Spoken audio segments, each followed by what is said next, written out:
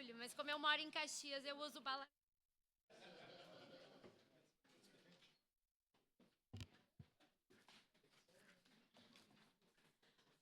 Bom dia novamente, colegas vereadores, colegas vereadoras. Hoje eu quero trazer dois temas, e um deles eu acredito que muitos de vocês podem ter visto. Nesse final de semana, no domingo, o Fantástico apresentou uma reportagem que trata sobre a questão da segurança, principalmente das mulheres, nos espaços públicos. Então, a gente consegue, através de pesquisas, de fato de estudo, de toda uma questão científica, observar que ainda hoje as mulheres são as pessoas que se sentem mais inseguras ao andar nas ruas, principalmente em ruas, paradas de ônibus mal iluminadas. De 4 mulheres, 3 já sofreram assédio e metade desses casos de assédio são em locais públicos. Então, isso nos atenta para uma questão muito importante.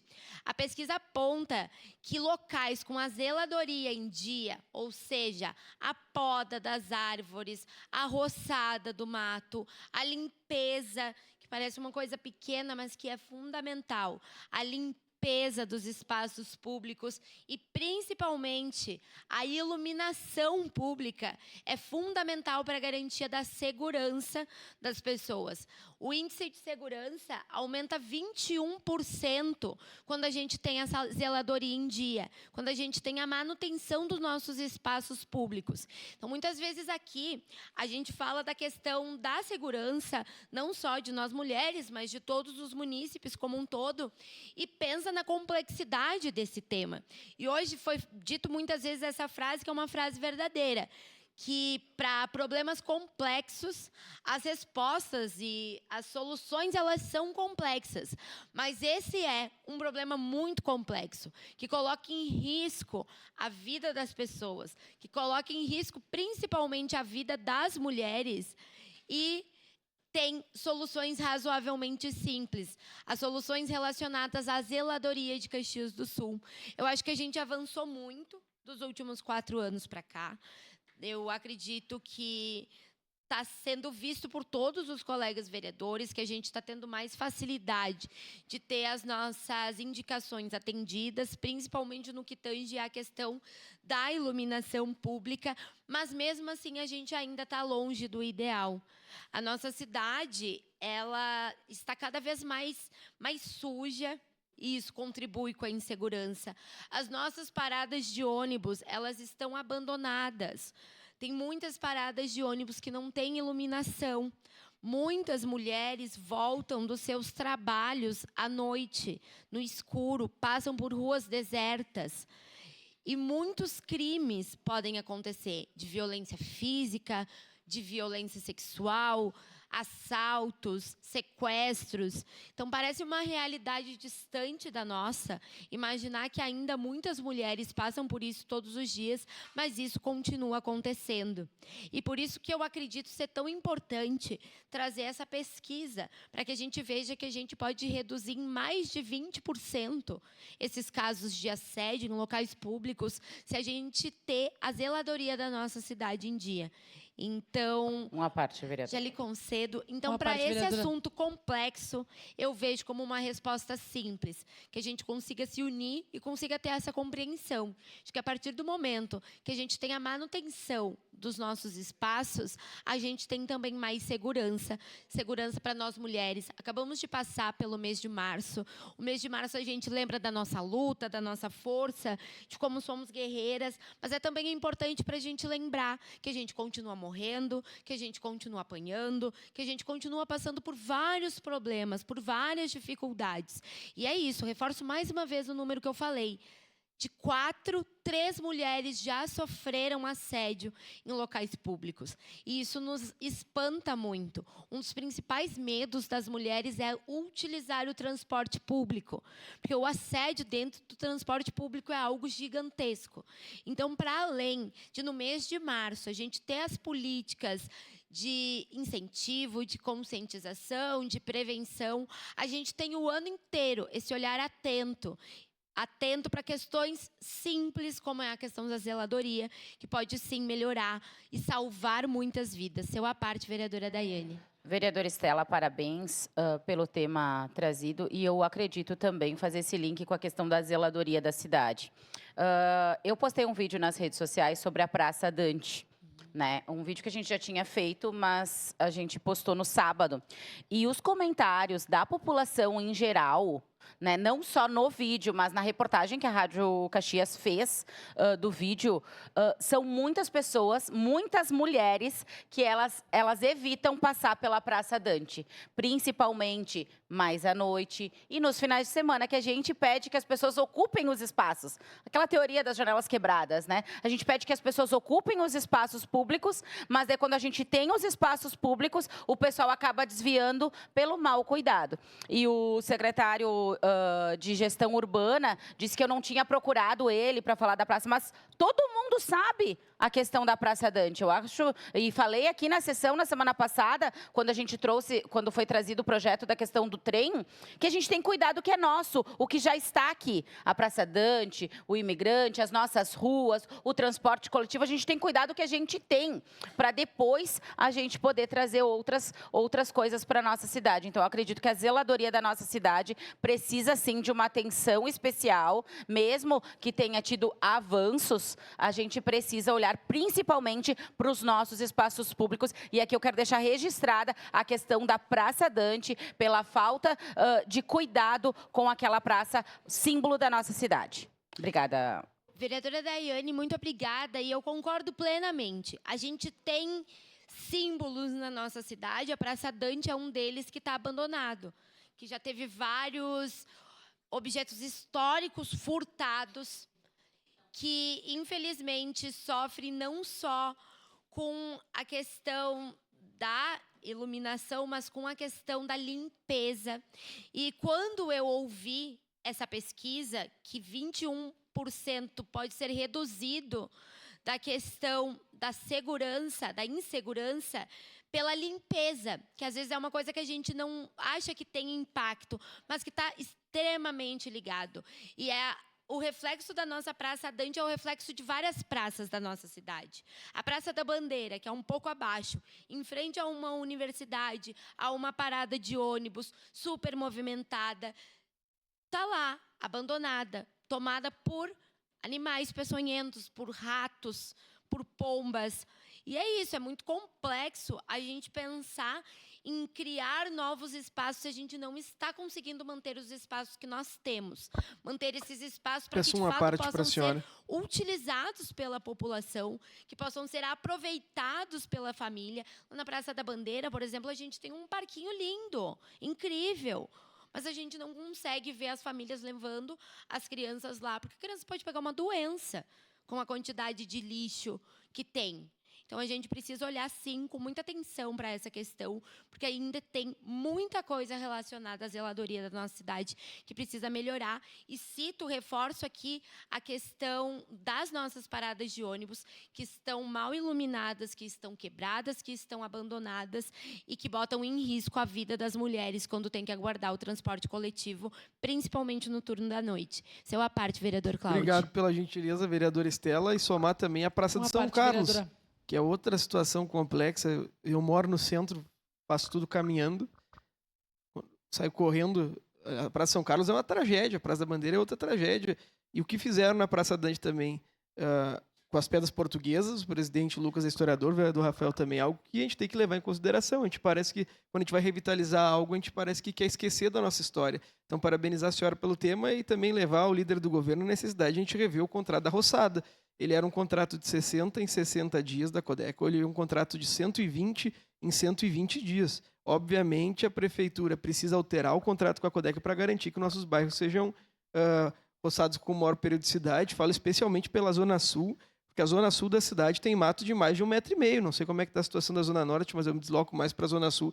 É uma situação complexa. Nós votamos nessa casa aqui a não aprovação da utilização da poda química, né, que eu sou a favor, a gente manter nesse modelo. Agora tem outras saídas, outras cidades têm adotado aquele modelo de poda elétrica, e a Codeca tem essa capacidade, né, de a gente fazer uma roçada elétrica nos nossos bairros, porque a situação que está é efetivamente uma situação de abandono. E o que nós fazemos é que todo mundo aqui sabe, quando chegar a festa da uva, a gente vai contratar 100 pessoas, ou quando estiver perto da eleição, nós vamos contratar 200 e roçar a cidade. E segue nisso, né? É uma tristeza não só para nós aqui que temos a oportunidade de debater isso diariamente, mas para a população em si, né? Eu tenho vergonha de andar na Zona Sul. Obrigado. Muito obrigada, vereador Cláudio. Uma declaração de líder para a bancada do PT. Segue em declaração de líder, bancada do PT, vereadora Estela Balardi.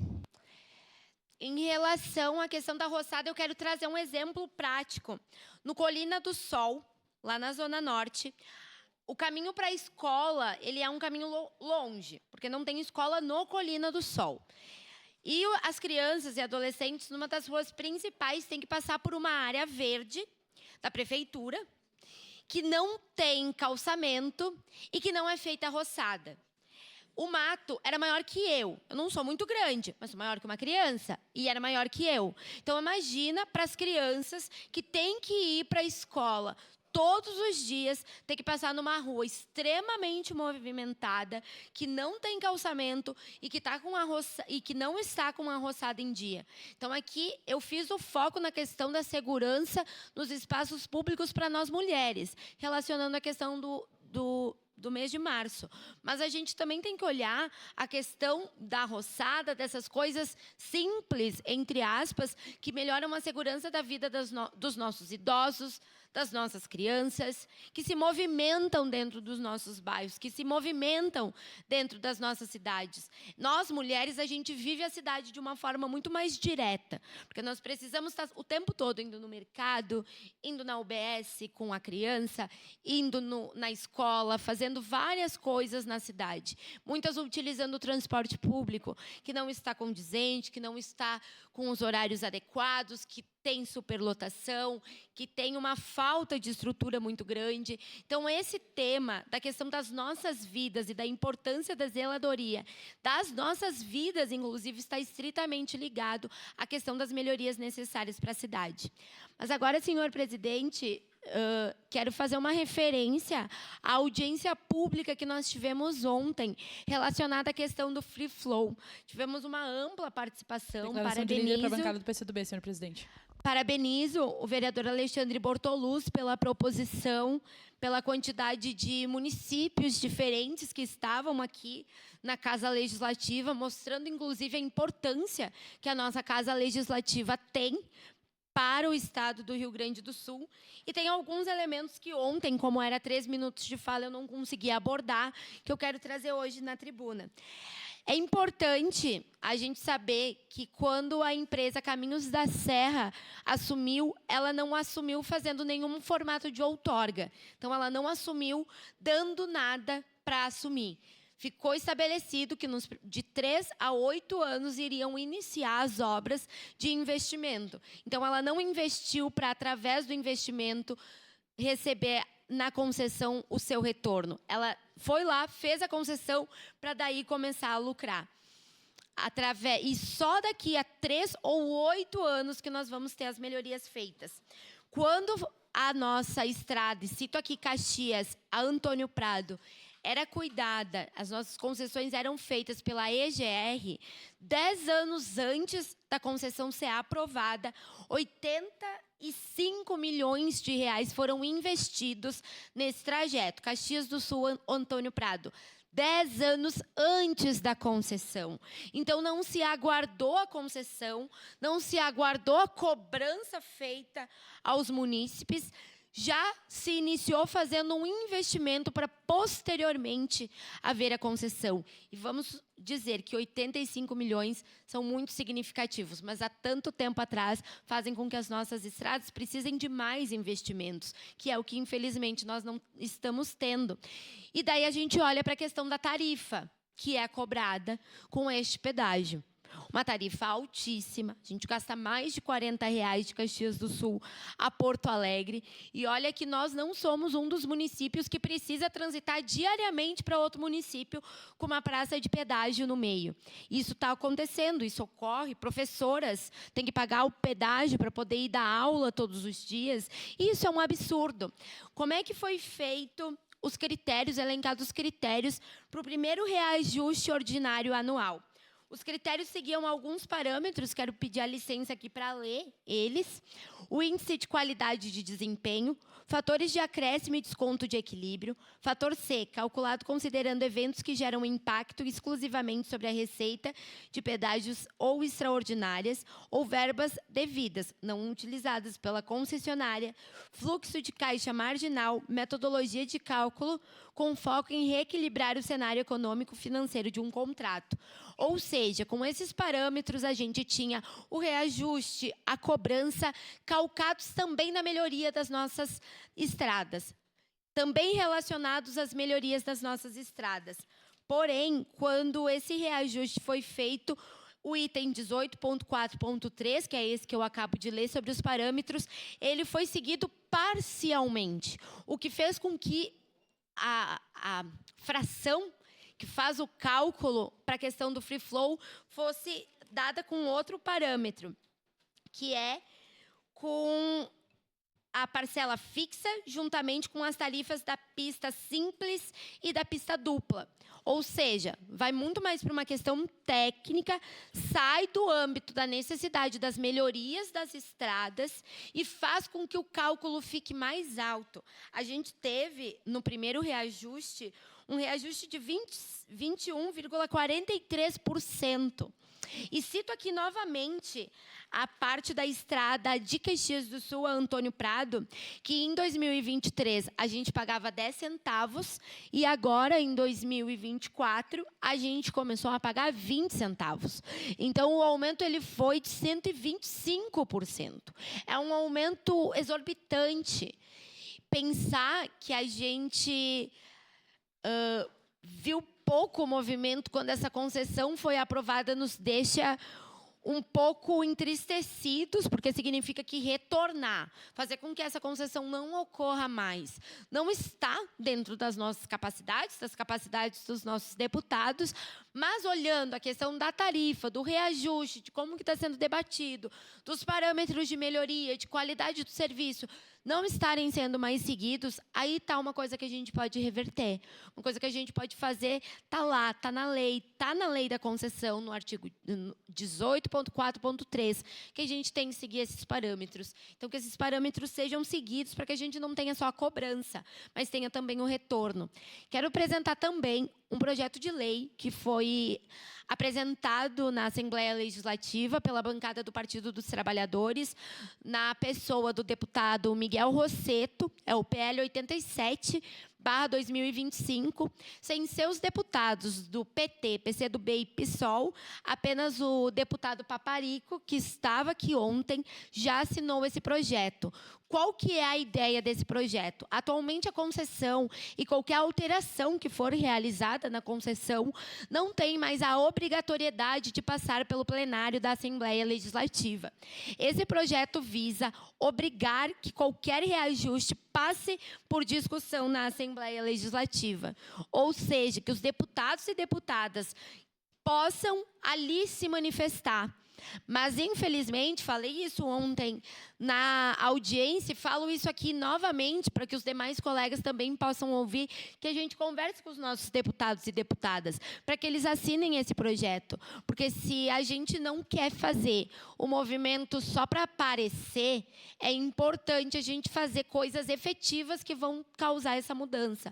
Então, com esse projeto assinado, a gente consegue fazer com que o debate da concessão retorne para dentro do plenário e seja mais amplamente discutido do que apenas através de canetaços do governador, que visivelmente não está interessado nos problemas da população, nas vias de utilização da população, não está interessado em saber que com esse reajuste exorbitante, maldoso dos pedágios, quem sofre é a população como um todo, porque tem aumento no alimento, tem aumento na exportação para outros municípios aqui do estado.